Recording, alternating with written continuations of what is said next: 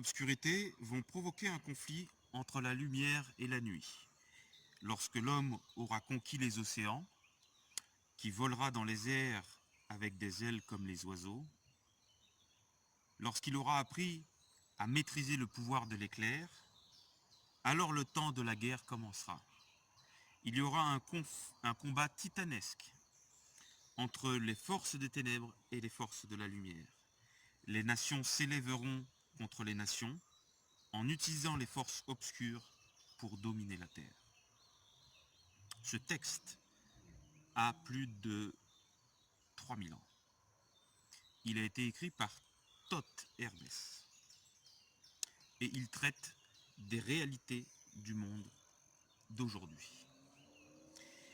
Cette capacité de se déplacer dans le temps est très bien connue des milieux ésotériques et occultes.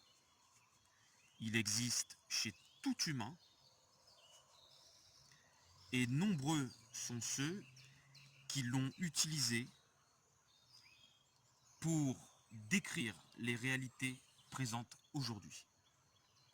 Hier, les hommes se divisaient en catégories.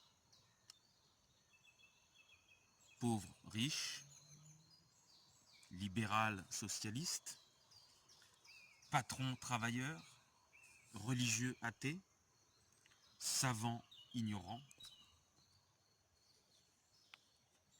Les hommes se divisaient en fonction de ce qu'ils avaient créé. L'argent, la religion, la politique, etc. Aujourd'hui, nous assistons à une œuvre de séparation qui n'a pas été provoquée par les humains. Comment cela? Cette œuvre de séparation a bel et bien été engendrée par la planète.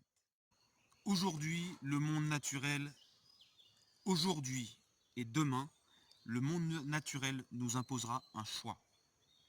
Perpétuer l'humanité ou la voir disparaître. Croire au changement de modèle climatique ou ne pas y croire et être climato-sceptique. Vivre ou mourir.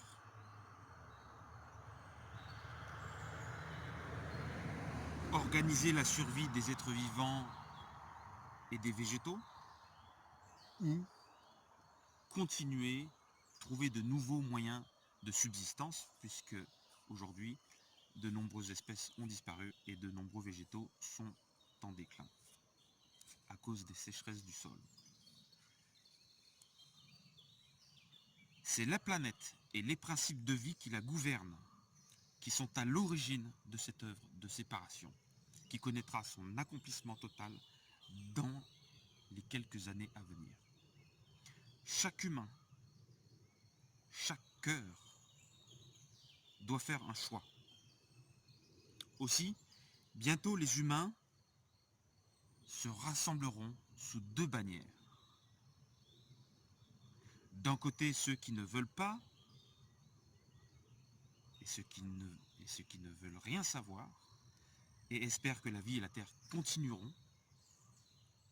De l'autre côté, ceux qui percevront la fin d'un cycle terrestre et la fin d'un monde. Et donc s'organiseront pour assurer leur survie et la survie de certaines espèces. Aujourd'hui sont ostensible l'esquisse de ces deux groupes. Bientôt, ils seront parfaitement dessinés. Prenez les nombreux individus qui marchent pour le climat d'un côté et ceux qui votent les extrêmes, comme on l'a vu récemment, espérant ainsi retrouver ce qu'ils ont connu par le passé. Et ne comprenant pas que ce qui est passé ne reviendra plus dans le présent.